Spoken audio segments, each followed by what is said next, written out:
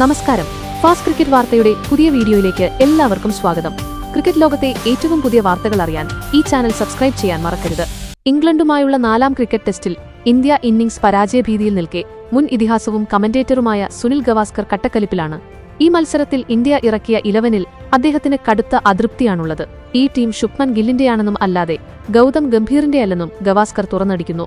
അതുകൊണ്ടുതന്നെ ആരൊക്കെ ടീമിൽ വേണമെന്ന് തീരുമാനമെടുക്കേണ്ടതും ഗില്ലാണെന്ന് അദ്ദേഹം ചൂണ്ടിക്കാട്ടി. 311 റൺസിന്റെ 1ാം ഇന്നിംഗ്സ് ലീഡ് വഴങ്ങേണ്ടി വന്നതോടെയാണ് മാഞ്ചസ്റ്റർ ടെസ്റ്റിൽ ഇന്ത്യ ശരിക്കും ബാക്ക്ഫൂട്ടിലായത്. അത് മറികടക്കാൻ 8 വിക്കറ്റുകൾ കൈവശമുണ്ടായിരിക്കെ 5ാം ദിനം ഇന്ത്യയ്ക്ക് 137 റൺസ് കൂടി ആവശ്യമാണ്. ഈ മത്സരം ഇന്ത്യയ്ക്ക് ഇനി ജയിക്കുക അസാധ്യമാണ്. അതിനാൽ സമനില പിടിച്ചുവാങ്ങുക തന്നെയാവും ഇന്ത്യ ലക്ഷ്യമിടുക. മാഞ്ചസ്റ്റർ ടെസ്റ്റിന്റെ 4ാം ദിനം സോണി സ്പോർട്സിനോട് സംസാരിക്കവേ അതിരൂക്ഷമായിട്ടാണ് ഇന്ത്യൻ ടീം മാനേജ്മെന്റിനെ സുനിൽ ഗവാസ്കർ വിമർശിച്ചത്. ഒരു ടീമിനെ സംബന്ധിച്ച് എല്ലായ്പ്പോഴും വലുത് ക്യാപ്റ്റനാണെന്നും സുപ്രധാന തീരുമാനങ്ങൾ എടുക്കേണ്ടതും അയാളാണെന്നും ഗവാസ്കർ ചൂണ്ടിക്കാട്ടി. നമുക്ക് ആദ്യകാലങ്ങളിൽ കോച്ചുമാരുണ്ടായിരുന്നില്ല. മാനേജർമാരും അസിസ്റ്റന്റ് മാനേജർമാരുമായി മുൻ താരങ്ങളാണ് നമുക്കുണ്ടായിരുന്നത്.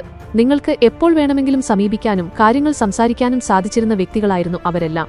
അവർ നിങ്ങൾക്ക് ലഞ്ച് ടൈമിലോ ആദ്യ ദിനത്തിലെ കളിക്കു ശേഷമോ അല്ലെങ്കിൽ ഗെയിമിന് മുമ്പോ ചില ഉപദേശങ്ങൾ നൽകുകയാണ് ചെയ്തിരുന്നത് എന്നും ഗവാസ്കർ വ്യക്തമാക്കി. ടീമിനെ സംബന്ധിച്ചുള്ള തീരുമാനങ്ങൾ മുഴുവൻ ഒരിക്കലും കോച്ചിന് വിട്ടുകൊടുക്കാൻ പാടില്ലെന്നും ക്യാപ്റ്റനാണ് അന്തിമ കോൾ എടുക്കേണ്ടതെന്നും സുനിൽ ഗവാസ്കർ പറയുന്നു.